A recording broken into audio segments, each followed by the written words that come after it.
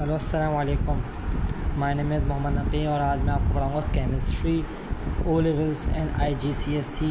तो हम पहले हेडिंग डाल देते हैं chemistry O levels / IGCSE।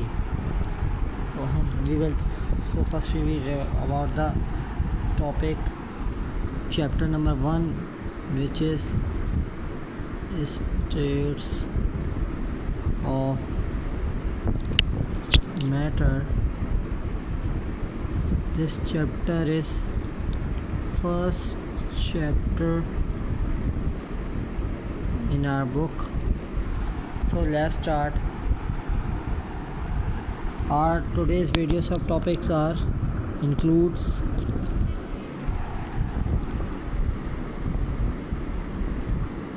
states of matter which are solid, liquid and gas. Then we will talk about melting. We will describe it completely today. Boiling,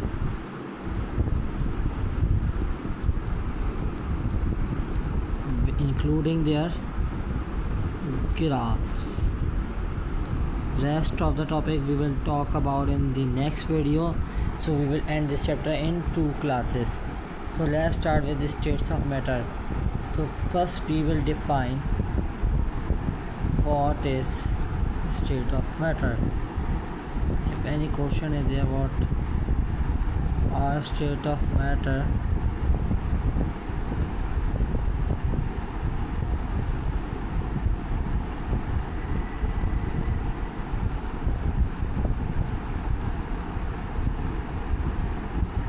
these are notes which are created by myself Safaran, so you will copy it in your copy so you can prepare it from these notes for your exams.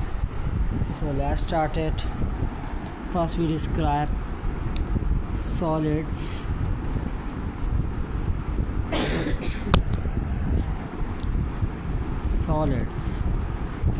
So we will write about the solids complete information. तो चलिए मैं आपको थोड़ा उर्दू में समझा देता हूँ ताकि आराम से वाज़े तौर पे आपको समझ आए कि सॉलिड्स जो होते हैं वो एक कंप्लीट होते हैं, मतलब क्या नाम है, इनके पार्टिकल्स एकदम टाइटली पैक होते हैं। तो इनकी अगर हम शेप की बात करें, तो इनकी शेप फिक्स्ड होती है। अलग पेन से लिख दूँ ताकि आपको वाज़े नज़र आ जाए। फिक्स शेप होती है।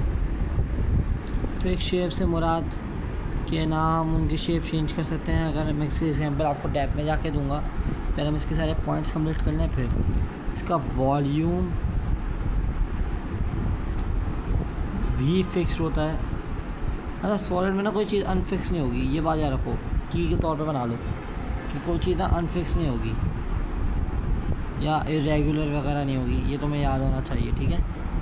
उसके बाद अरेंजमेंट ऑफ पार्टिकल्स जो बहुत अहम है, मैं स्टेरिक बना के लिखूँगा से। ये अगर कोई कॉपी कर रहा है तो उसको स्टेरिक बना के करे। अरेंजमेंट ऑफ पार्टिकल्स, ये अगर पता हो सबको तो ये किस में होता है अरेंज? Regular pattern. ये बहुत अहम बात है, किस में होता है? रेगुलर पैटर्न के अंदर। अगर कोई छोटी क्लास का, मतलब अगर किसी के स्कूल से 6 या 7 से पढ़ाते हैं तो उसके लिए ज़रूरी नहीं है, लेकिन अगर CI की तैयारी कर रहे हैं, तैयारी कर रहे हैं तो उसके बारे में आपको पता होनी चाहिए कि इसके अंदर इफ़ेक्ट ऑफ प्रेशर क्या है। ये भी बहुत अहम बात है कि इफ़ेक्ट ऑफ प्रेशर क्या होता है, कि इसके ऊपर जो प्रेशर एग्जर्ट हो रहा होता है। मैं अभी नीचे डायग्राम में दिखाऊंगा सब, ये सब दिखाऊंगा, एग्जामिनर पूछ सकता है। नो इफेक्ट, इसका क्या मतलब है? कोई प्रेशर इफेक्ट नहीं करता। देखो अभी नीचे दिखाऊंगा, सब दिखाऊंगा, एग्जांपल दूंगा सारे नीचे आके आपको, ताकि बिल्कुल क्लियर हो जाए कि हाँ कि ये एग्जांपल जो है आपके काम आ रही है। उसके बाद एक मेन जिसको भी स्टैग बना के लिखना पड़ रहा है, तो ये बहुत अहम है, फोर्स ऑफ अट्रैक्शन कैसी होती हैं। क्या लिखेंगे, अलग पेन से लिखता हूँ ताकि नज़र आए, वाज़े नज़र आए।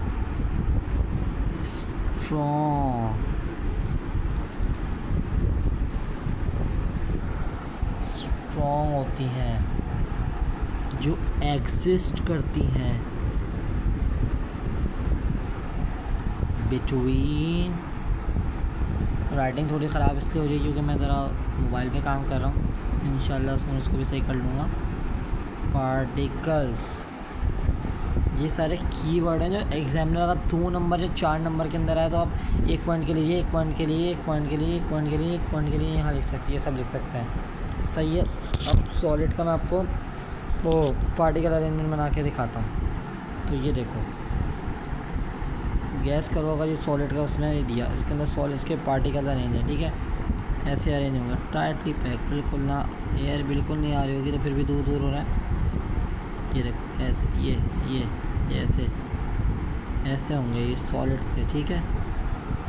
ये हैं सॉलिड्स के पार्टिकल्स की अरेंजमेंट, टाइटली पैक हुई हुई है। तो अगर मैंने पीछे से कहा था कि फिक्स शेप होती है, मतलब अगर तुम देखो, ये देखो, ये आपके पास एक मिसाल है, ऐसे एग्जांपल दे रहा हूँ।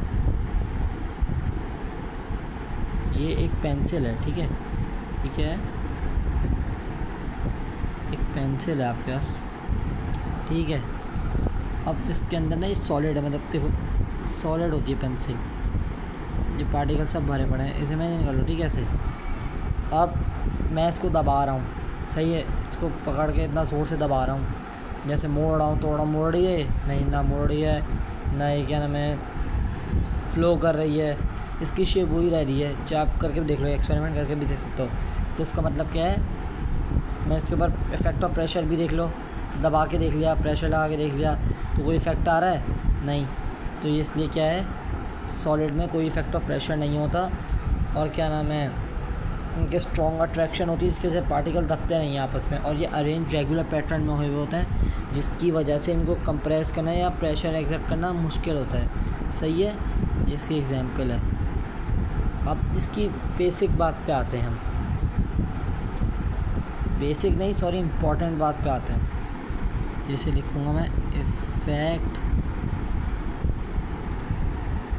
ऑफ टेम्परेचर, जिसके आगे बंदा लिखा है इम्पॉर्टेंट। ये हर किसी के लिए इम्पॉर्टेंट है, चाहे छोटी क्लास का बच्चा सुन रहा है या बड़ी क्लास का सुन रहा है, ये सब इम्पॉर्टेंट है, लिखा है। यहाँ तक कोई सवाल है तो कमेंट में पूछे, मैं फ़ौरन जवाब दे दूँगा, कोई इशू वाली बात नहीं है, बस आप कमेंट बॉक्स में पूछें। उसके बाद सॉलिड हमारा यहाँ तक कंप्लीट हो गया। अब हम आगे बढ़ते हैं लिक्विड में। सेम बातें हम इसमें लिक्विड में करेंगे, लेकिन चेंजिंग है तो गौर से सुनिएगा, सेम बिल्कुल नहीं है। तो अगर मैं लिक्विड की शेप के बारे में बात करूं,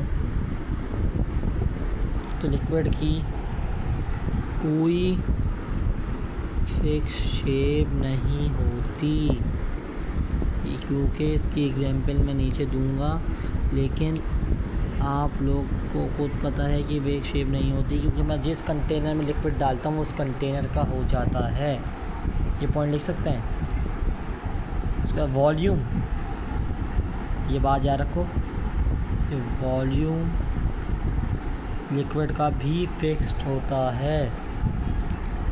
सही है। आखिर में मैं एक बहुत अहम बात बताऊंगा गैस कराने के बाद, कि क्या तीनों में फ़र्क है। तो आप ये पॉइंट लिखें, आपको क्रेडिट्स मिलेंगे, मार्क्स तो मिलेंगे, जो नहीं लिखेगा उसे मार्क्स मिलेंगे, लेकिन जो लिखेगा उसे क्रेडिट्स मिलेंगे, मतलब एक्स्ट्रा पॉइंट देगा एग्जामिनर। उसके बाद अरेंजमेंट, अगर मैं अरेंजमेंट ऑफ मॉलिक्यूल्स की बात करूं, तो ये क्या आएगा,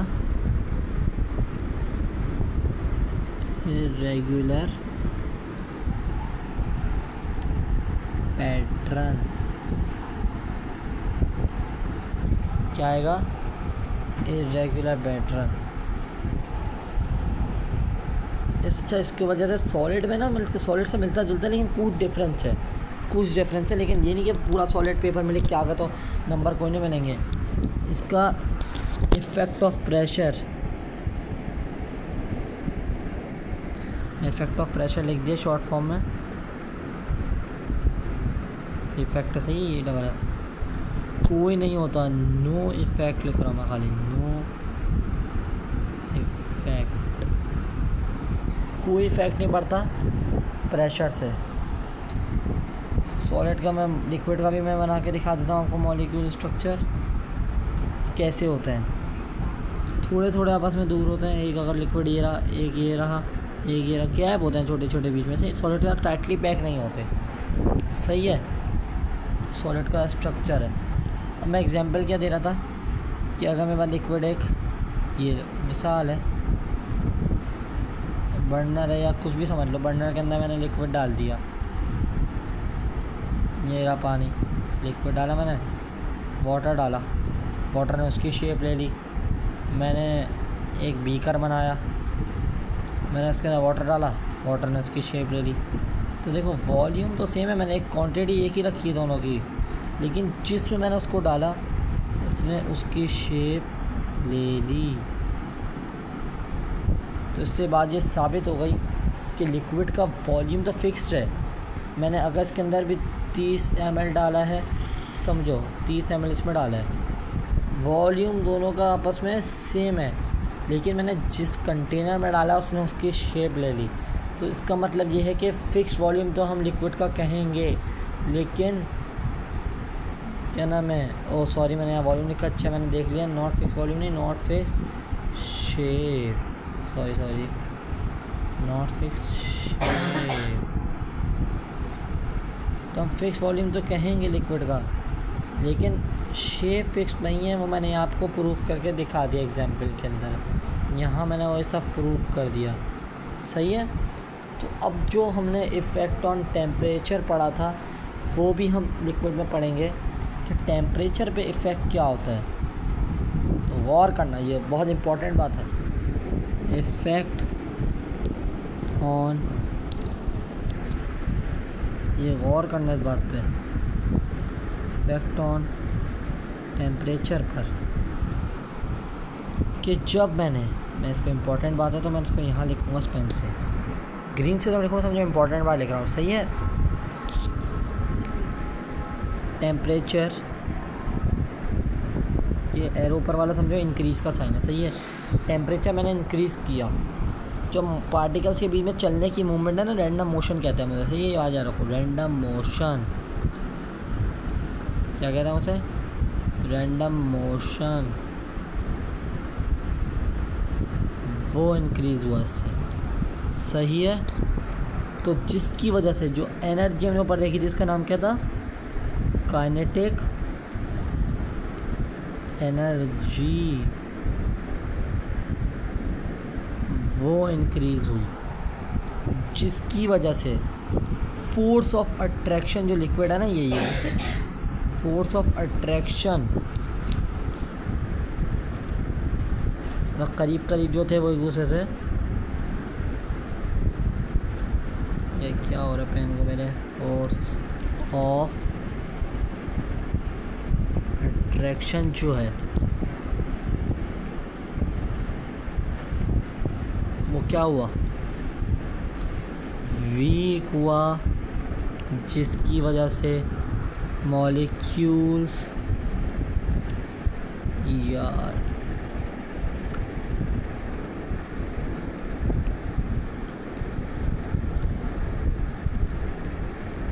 फर्दर अपार्ट, मतलब दूर दूर चले गए, और आपको पता है कि दूर चले गए तो जैसे सॉलिड में स्टेट चेंज हुई थी तो इसमें भी स्टेट चेंज हो जाएगी, वो स्टेट कहलाती है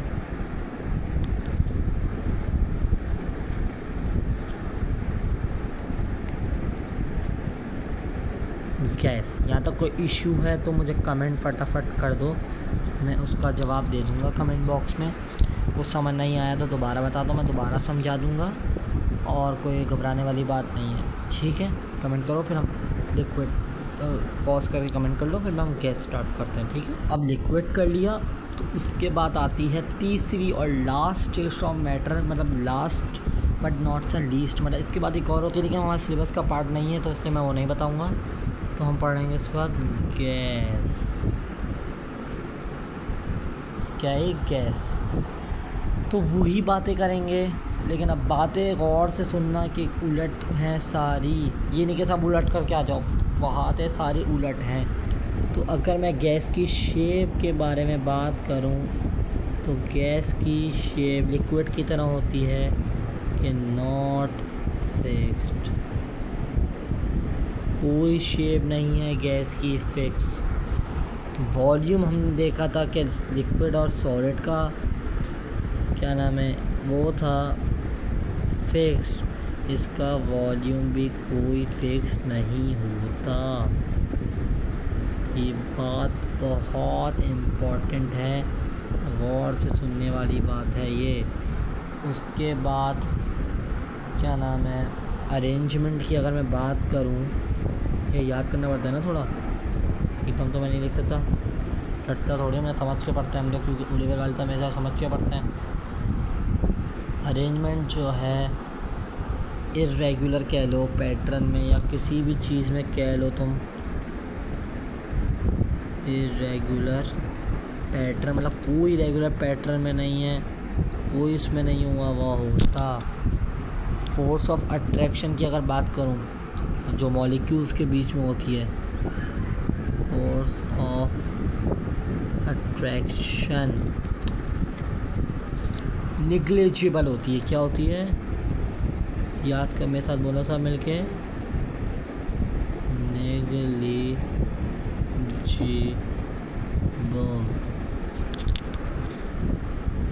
आ जाएगा बीच में। इसका मतलब क्या है? इसका मतलब लिख लो, ना होने के बराबर। इसका मतलब होता है, या सही से लिख देता हूँ सफाई से, इसका मतलब लिख लो, ना होने के बराबर, या सॉरी पेन चला गया, इनट बराबर, ना होने के बराबर फोर्स ऑफ अट्रैक्शन है पार्टिकल्स, क्योंकि पार्टिकल एक्सट्रीम दूर होते हैं आपस में, तो क्या नाम है उसकी वजह से ना होने के बराबर ये वर्ड यूज़ किया जाता है। सही है। अब उसके बाद मैं इफ़ेक्ट ऑफ प्रेशर के बारे में तो मैं बात नहीं बता रहा, क्योंकि बहुत लेंथी है, बहुत लेंथी है। अगर ये हमारे सिलेबस का पार्ट है तो मुझे कमेंट बताओ, मैं उसको आखिरी वीडियो में तुम्हें डिस्क्राइब कर दूंगा। लेकिन इफ़ेक्ट ऑफ टेम्परेचर का मुझे कंफर्म है कि वो हमारे सिलेबस का पार्ट है, तो इसलिए मैं वो लिखवा रहा हूँ। तो सुनो गौर से, एक्सप्लेन भी कर रहा हूँ। पहले इफ़ेक्ट ऑफ टेम्परेचर से पहले अच्छा याद आया मुझे कि हमने पार्टिकल्स की डायग्राम बनानी है, तो मैं गैस के पार्टिकल जैसे हमने ऊपर बनाई, इसकी बना के दिखा देता हूँ। सबसे आसान डायग्राम तुम पूछो तो गैस की है। गैस का एक यहाँ बना दो, यहाँ बना दो, बस छोटी सी बॉक्स है तो यहाँ एक यूँ बना दो। ये गैस का एग्जाम्पल मैं इसमें भी दूँगा कि एग्जाम्पल में तुम अगर ले लो तो कैसे दो एग्जाम्पल इसकी। इसकी एग्जाम्पल मुझे समझ नहीं आ रही, कमेंट बताओ, मुझे नहीं समझ आ रही, कमेंट में बताओ। इफेक्ट ऑफ टेम्परेचर, गौर से सुनने वाली बात आ गई भाई साहब, कि इम्पोर्टेंट काय को है। तो इफेक्ट ऑफ टेम्परेचर की बात करूं तो इसमें क्या नाम है, स्टेट तो चेंज हो नहीं सकते क्योंकि तीसरी आखिरी स्टेट है। तो अगर मैं इसको दूसरे पेन से लिखूँगा क्योंकि बता इंपॉर्टेंट के लिए मैं यूज़ करता हूँ।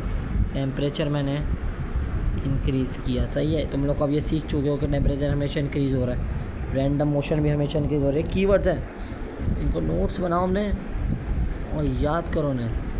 रैंडम मोशन भी इंक्रीज़ हो रहा है, जिसकी वजह से जो मेन है एनर्जी, जिसका नाम क्या है, काइनेटिक एनर्जी।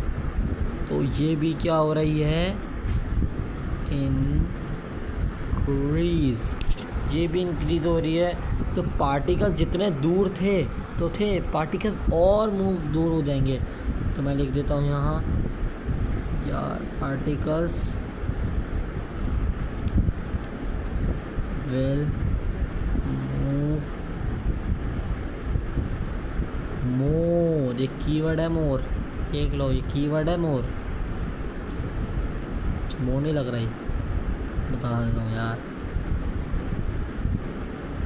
मेरे बराबर में जो ट्यूशन लड़का पढ़ता है ना, वो कह रहा है ये मोर नहीं लग रहा। मैं मोर ही तो लग रहा है, मोर, इसलिए सही भी कर दिया। मोर फर्दर अपार्ट, ये कीवर्ड था मोर, इसलिए मैंने उसको हाईलाइट करा है। तो स्पेस जो है पार्टिकल्स के बीच में दूर हो जाएगी। तो इसकी वजह से इस पार्टिकल वजह से वॉल्यूम ऑफ गैस इंक्रीज हो जाएगा। तो अब गौर करो, तो मैंने तुम्हें लिक्विड के बारे में बता दिया, इसकी एग्जाम्पल तुम्हें बता दी, ये सब इम्पोर्टेंट बातें बता दी पेपर में पूछी जाती हैं, फैक्ट बता दिए, गैस के बारे में सारी डिस्क्रिप्शन बता दी जो इम्पोर्टेंट है बहुत। मैंने गैस की तुम्हें डायग्राम दिखा दी। एग्जाम्पल मुझे समझ नहीं आती, कमेंट में बताओ। इफेक्ट ऑफ टेम्परेचर के बारे में ये भी सब बता दिया, ये बहुत इम्पोर्टेंट है जो कि। तो ये सब तुम्हें याद होना चाहिए, एग्जामिनर की तैयारी होनी चाहिए, जिससे तुम अपने उसमें क्रेडिट्स के साथ साथ अच्छे मार्क्स के साथ साथ क्रेडिट्स भी ले सकते हो। यहाँ तक कोई सवाल है तो फटाफट कमेंट कर दो, ताकि फिर आगे बढ़ सकें बआसानी। तो गाइस, स्टेट्स ऑफ मैटर तो ख़त्म हो गया। अब हम जो हैं स्टेट्स चेंज हो रही हैं तो क्या प्रोसेस हो रहा है उसके बारे में डिस्कशन करने लगे हैं। तो इसको भी ज़रा गौर से ही सुनना। अगर सॉलिड लिक्विड में चेंज हो रहा है तो हम उसको कहते हैं, ये कहाँ से लग जाता है, उसे हम कहते हैं मेल। इसके बारे में अभी बात करेंगे, लेकिन अभी खाली देखो मेल्टिंग। और अगर लिक्विड, दूसरे में बना देता हूँ, पेंसिल को पर्पल से बना देता हूँ, लिक्विड सॉलिड बन रहा हो तो हम उसको कहते हैं फ्रीजिंग। सही है। अगर सॉलिड लिक्विड बन रहा हो तो उसे मेल्टिंग कहेंगे, और लिक्विड अगर वापसी सॉलिड बन रहा हो तो हम उसे फ्रीजिंग कहेंगे। यहाँ तो कोई इश्यू तो नहीं है, सही।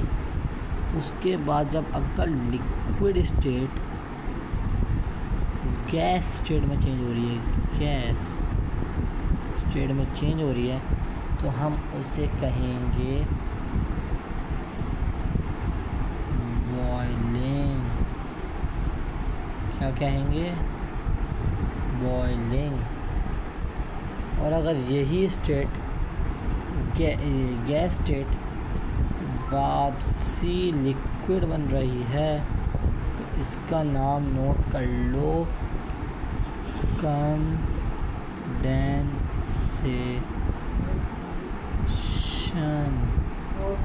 इसका नाम है कंडेंसेशन। उसके बाद अगर ये state solid state gas directly बन रही है तो हम इसे कहते हैं सब्लिमेशन। क्या कहते हैं भाई? सब्लिमेशन।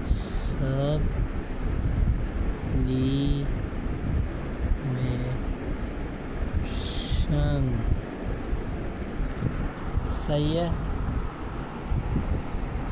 बाकी मैं तुम्हें सब बता रहा हूँ, डिस्क्रिप्शन ये चार्ट जो है मैंने ख़ुद बनाया है, तो इसको ज़रा देख लेना, साफ़ सुथरा ही बना लेना, थोड़ा गंदा बना है क्योंकि मोबाइल में बना रहा हूँ ना मैं, सब हुआ भाई सारा। इंशाल्लाह अगले से टाइप से लूँगा आईपैड से, तो फिर कोई मसले वाली बात नहीं आएगी। सही है। अब एक पॉइंट याद रख लो, यहाँ मैं लिख रहा हूँ, पॉइंट याद रखना, ठीक है? मेल्टिंग में, बॉइलिंग में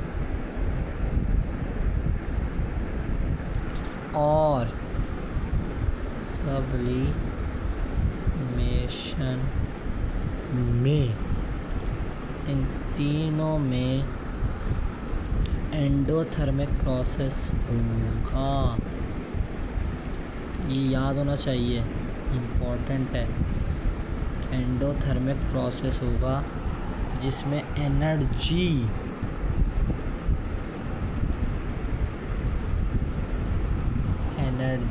एब्जॉर्ब होगी। सही है, एनर्जी एब्जॉर्ब होगी। मैं हाईलाइट कर रहा हूँ, इम्पोर्टेंट है। और ये भी इम्पोर्टेंट है, मैंने हाईलाइट इसलिए करा है तो इम्पोर्टेंट है। और तुम्हारा फ्रीजिंग, कंडेंसेशन एक एक्सोथर्मिक प्रोसेस है। क्या बोल रहा हूँ मैं? एक्सोथर्मिक प्रोसेस है।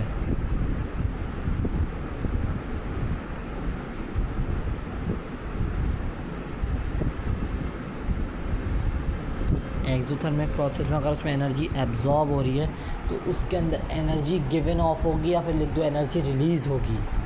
मैं लिख रहा हूँ एनर्जी गिवन ऑफ होगी। Energy is given of. ये भी इम्पोर्टेंट बात है, ये सब इम्पोर्टेंट बात है। ये सब याद होने चाहिए, रटे होनी चाहिए तुम्हारे में। कोई बूट लेके मेल्टिंग बॉइलिंग क्या होगी, अगर ये MCQs में आ गया तो तुम्हारे तो क्या नाम है हालत ख़राब हो जाएगी। इसलिए याद होना चाहिए, ये इम्पोर्टेंट बात है। मैं इसको एक सर्कल में अगर हो सकता है तो मैं उसके साथ उसके अंदर कर देता हूँ, स्क्वायर के अंदर कर देता हूँ। अगर ये वो है पॉसिबल है तो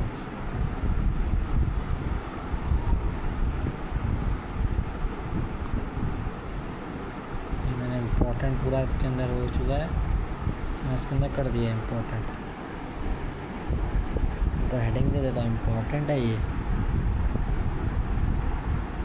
इम्पोर्टेंट है। आगे हम बढ़ते हैं मेल्टिंग के। यहाँ तक कोई सवाल है, डाउट है, कुछ है तो फटाफट से पूछ लो कमेंट बॉक्स में, वरना क्या नाम है फिर डाउट रह जाएंगे तो फिर तुम लोग का मसला होगा, एग्ज़ाम में प्रॉब्लम आ सकती है। तो इसलिए कह रहा हूँ मुझे कमेंट बॉक्स में पूछ लो, कोई डाउट है तो मैं भी क्लियर करवा देता हूँ। तो गाइस अब हम बात करने लगे हैं मेल्टिंग के बारे में कि स्टेट जो है वो चेंज हो रही है सॉलिड टू लिक्विड। मेल्टिंग के बारे में आज बात कर रहे हैं। कल मैंने देखा वीडियो बहुत लंबी हो रही है तो इसलिए मैं बॉइलिंग अगली क्लास में रख रहा हूँ। इसके बाद मेल्टिंग बात करके बंद कर देंगे। सही है, तो मेल्टिंग पॉइंट का नाम सुन लो, मेल्टिंग पॉइंट का नाम सुन लो, होता है दूसरा। तो किसी भी MCQ में तुम ऐसे घुमा फिरा के पूछ सकते हो, तो इसलिए मैं बता रहा हूँ हीटिंग कर्व। कोई इशू तो नहीं है, ये MCQs में आ सकता है, इसलिए मैं इसको हाईलाइट कर देता हूँ। जो हाईलाइट कर रहा हूँ समझो इम्पोर्टेंट है। MCQ theory paper 1, paper 2, paper 4 के लिए इम्पोर्टेंट है।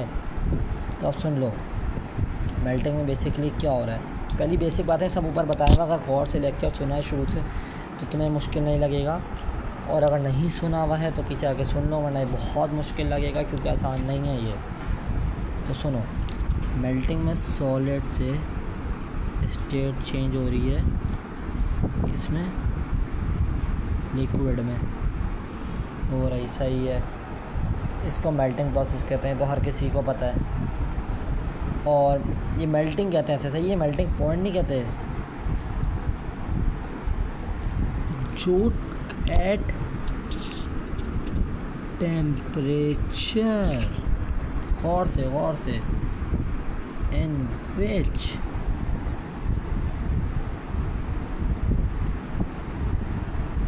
state change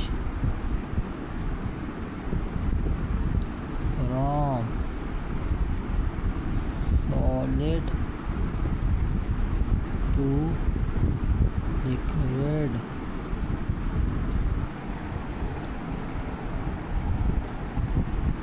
is known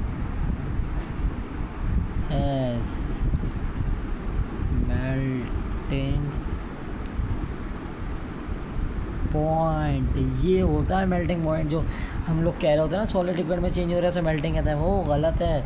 इससे हम कहते हैं मेल्टिंग पॉइंट। वो कांस्टेंट टेम्परेचर जिसमें सॉलिड स्टेट लिक्विड में चेंज हो रही है तो उसे हम मेल्टिंग पॉइंट कहते हैं। समझ आई बात? आ गई? तो इसे हम कहते हैं मेल्टिंग पॉइंट, ठीक है। इसे हम मेल्टिंग पॉइंट कहते हैं, ठीक है। उसके बाद मेल्टिंग मैंने पीछे बताया, एक एंडोथर्मिक प्रोसेस। ये थ्योरी में सब ऐड करोगे तुम sequence wise. Melting endothermic process है। उसके बाद ग्राफ जो बनाएंगे हम लोग, ग्राफ इम्पॉर्टेंट है, ग्राफ जो हम बनाएंगे वो कभी भी ज़ीरो से स्टार्ट नहीं होगा। बात जाकर हमेशा रूम टेम्परेचर प्रेशर से स्टार्ट होगा जो नॉर्मली 25 डिग्री सेल्सियस है। सही है? तो मैं लिख देता हूँ यहाँ ग्राफ।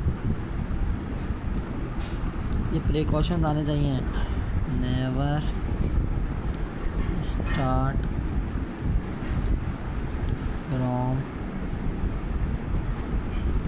0 डिग्री, ठीक है। यहाँ मैं ब्रैकेट में लिख रहा हूँ always start from 25 degree Celsius विच इस RTP लिख रहा हूँ। RTP मतलब समझ जाओ यार, रूम टेम्परेचर प्रेशर है, ठीक है। अब बच्चे नहीं हो तुम लोग, बड़े हो गए हो, IGCSE या O levels की तैयारी कर रहे हो तो RTP का मतलब तो तुम्हें पता ही होना चाहिए। अच्छा, ये सिम्बोर्ड का भी काम आ सकता है, ठीक है। और ये बात याद रखो कि वाई एक्सिस पे हमेशा टेम्परेचर होगा, वाई एक्सिस पे हमेशा टेम्परेचर होगा। क्या होगा? टेम्परेचर होगा। और एक्स एक्सिस पे हमेशा टाइम होगा। एक्स एक्सिस पे हमेशा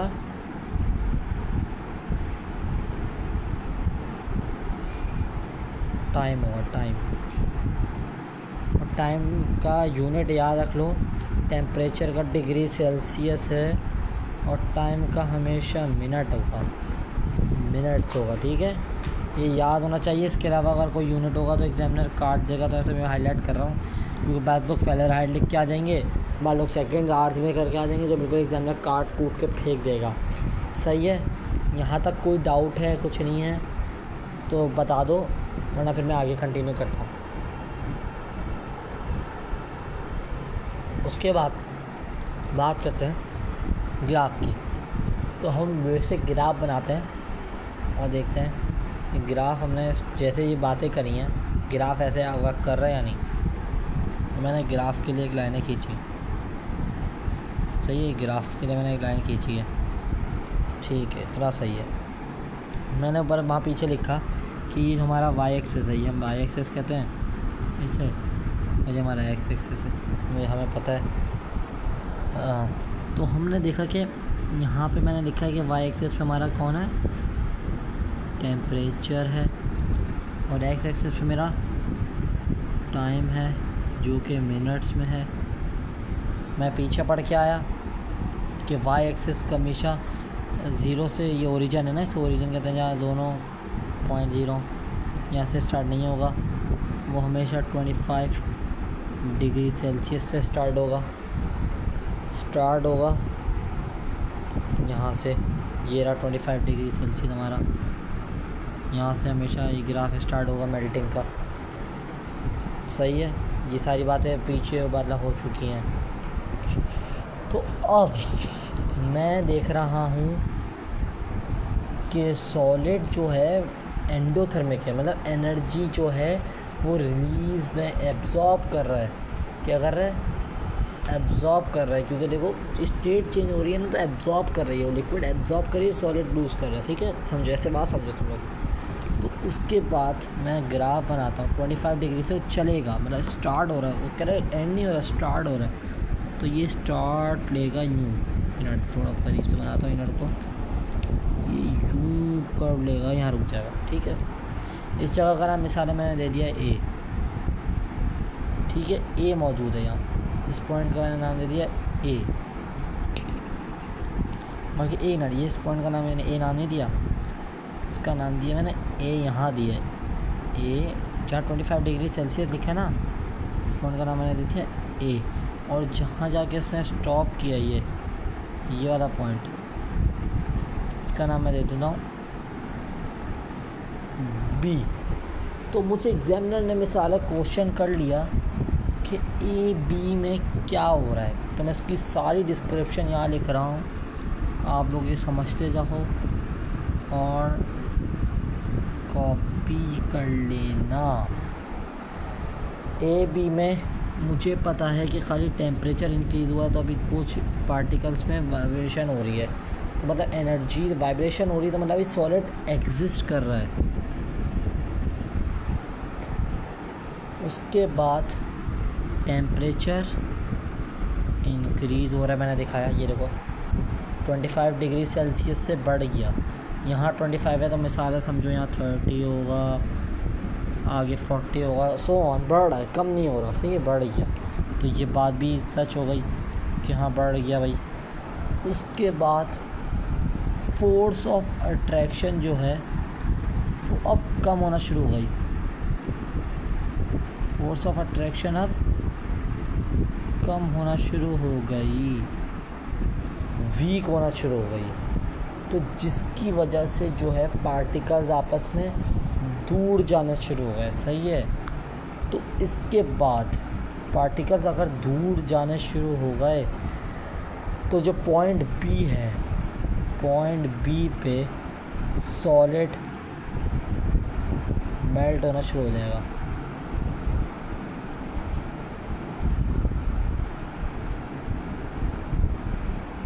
अब सॉलिड स्टार्ट मेल्टिंग हो गया, तो हमने देखा था कि मेल्टिंग हमेशा एक कांस्टेंट टेम्परेचर पे होती है, जिसका नाम क्या दिया था मैंने, मेल्टिंग पॉइंट। उस टाइम में इसका नाम मैंने मेल्टिंग पॉइंट दिया था। तो इधर मैं ये लाइन बना दूंगा, कांस्टेंट टेम्परेचर है वो, समझना, इसका नाम मैं दे दूंगा सी आई, ये है हमारा मेल्टिंग पॉइंट। तो नोट करना मेरी बात, यहाँ जब टेम्परेचर इंक्रीज़ हुआ तो खाली सॉलिड एग्जिस्ट कर रहा था, नोट करना, खाली सॉलिड एग्जिस्ट कर रहा था क्योंकि अभी मेल्टिंग स्टार्ट नहीं हुई थी। अब जब मेल्टिंग स्टार्ट हुई तो मैं यहाँ लिखूँगा सॉलिड प्लस क्या होगा, किस में चेंज हो रहा है, लिक्विड। ये लिखना ज़रूरी है कि दोनों एग्जिस्ट कर रहे हैं, वरना एग्जामिनर काट के फेंक देगा, समझे। अब मैं इसकी डिस्क्रिप्शन लिखूँगा कि बी सी में क्या हो रहा है। तो अब जैसे मैंने ए सी के बारे में सब यहाँ लिखा, तो मैं बी सी के बारे में लिखूँगा। तो देखो क्या हो रहा है, ये देखो बी सी के बारे में मैं यहाँ डिस्क्रिप्शन लिख रहा हूँ, अलग पेन से लिख देता हूँ यहाँ ताकि तुम लोग को मसला ना हो, डार्क ब्लू से लिख देता हूँ। बी सी के बारे में मैं डिस्क्रिप्शन लिख रहा हूँ। तो देखो हमने यहाँ लिखा कि सॉलिड प्लस लिक्विड, तो मतलब सॉलिड, और बारे में मैं यहाँ डिस्क्रिप्शन लिख रहा हूँ, अलग पेन से लिख देता हूँ यहाँ ताकि तुम लोग को मसला ना हो, डार्क ब्लू से लिख देता हूँ। बी सी के बारे में मैं डिस्क्रिप्शन लिख रहा हूँ। तो देखो हमने यहाँ लिखा कि सॉलिड प्लस लिक्विड, तो मतलब सॉलिड और लिक्विड दोनों एग्जिस्ट कर रहे हैं। मैंने यहाँ तो मैं शो भी कर दिया कि सॉलिड और लिक्विड दोनों एग्जिस्ट कर रहे हैं, ये देखो, ठीक है। उसके बाद हीटिंग जो है, मतलब मैंने आइस क्यूब बाहर निकाला तो हीटिंग हो रही है ना एक तरह से, उसके अंदर से धुआं नहीं निकल रहा था। देखो मैं एग्जांपल दे देता हूँ यार, मैंने ये आइस क्यूब निकाला, आइस निकाल के देख लेना यार, मैंने आइस क्यूब निकाला तो उसके अंदर से देखो हीटिंग हो रही है, सब बाहर निकलता है ना, हीटिंग नोट करना इस ट्यूब के अंदर से हीटिंग हो जाती है, तो इसका हम हीटिंग कहते हैं। धुआं निकल रहा होता है, देखा फ्रीज़र खोलो धुआं निकल रहा नहीं होता, तो अगर हम डेटा खुले रखें तो धुआं निकलता रहेगा, तो मेल्टिंग हो गया, फ्रीज़र पिघलना शुरू हो जाएगी वो, तो इसे मेल्टिंग कहते हैं। ठीक है, तो हम क्या लिखेंगे, हीटिंग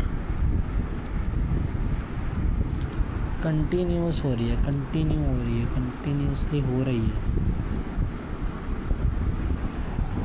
बट लिखना आगे बड़ा नीचे जगह ही नहीं है, लिख देता हूँ बट, दूसरे पेन से लिखता हूँ, ये इंपॉर्टेंट बात है, टेम्परेचर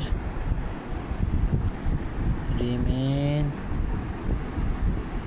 सेम, क्योंकि हमने, और उसका नाम लिख देता हूँ मैं ब्रैकेट में, मेल्टिंग पॉइंट। ये बात याद रखो, उसे कहते हैं मेल्टिंग पॉइंट। सही है। उसके बाद जब तक एनर्जी ओवरकम नहीं होगी तो ये प्रोसेस होता रहेगा, ये बात याद कर लो। और एट लास्ट सी जो है, पॉइंट सी पे सॉलिड फुली मेल्ट हो जाएगा और स्टेट चेंज हो जाएगी फ्रॉम सॉलिड टू लिक्विड। सही है, solid to liquid state change हो जाएगी, तो क्या नाम है, सिर्फ लिक्विड मिलेगा। और वो लिख देता हूँ मैं अलग पेन से यार, हर बात लिखनी पड़ेगी ना यार। सी और डी पे लिक्विड मिलेगा और सॉलिड ख़त्म हो चुका होगा। और क्या नाम है, टेम्परेचर ऑफ लिक्विड राइज करेगा बाकी, और सॉलिड बिल्कुल ख़त्म हो चुका होगा, मतलब सॉलिड का नामो निशान भी नहीं होगा। कि ऐसा होगा ही नहीं कि सॉलिड, ऐसा होगा कि सॉलिड एग्जिस्ट ही नहीं करता था। अगर किसी को तुम, जैसे तो मैं तो बता रहा हूँ प्रोसेस कर रहे हो ये, अगर तुम किसी से पूछोगे ये एक्सपेरिमेंट करते हुए, तो क्या नाम है, वो कहेगा भाई हाँ यहाँ तो सॉलिड ही एग्जिस्ट नहीं करता था, कि उसे क्या पता सॉलिड एग्जिस्ट करता था या नहीं करता था। सही है। तो आखिरी वाला मैं बना देता हूँ ग्राफ के अंदर, कि कहाँ गया ग्राफ, ग्राफ ऊपर चला गया इतना ग्राफ। तो ये देखो, ये यहाँ सीधा, सी से सीधा यार ऊपर मिल के करेगी ना यार, सीधी स्ट्रेट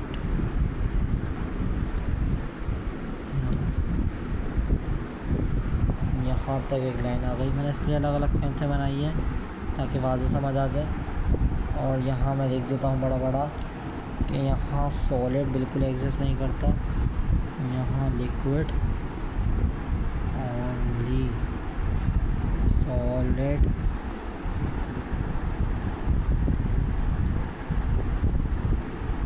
एग्जिस्ट नहीं करेगा, सॉलिड बिल्कुल ख़त्म हो चुका होगा।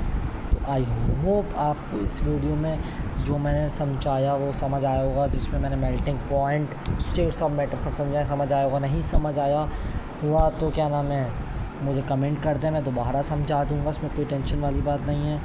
और क्या नाम है, इस वीडियो को लाइक करें, चैनल को सब्सक्राइब करें, ऐसे ही मैं पढ़ाई की वीडियो डालता रहूँगा। और डोंट फॉरगेट टू क्या नाम है कमेंट कि कैसा आपको समझ आया। और ये आखिर में बता दूँ कि ग्राफ इम्पॉर्टेंट है। ठीक है, अल्लाह ख्याल रखिएगा, होती है मुलाकात जल्दी नई वीडियो में, तक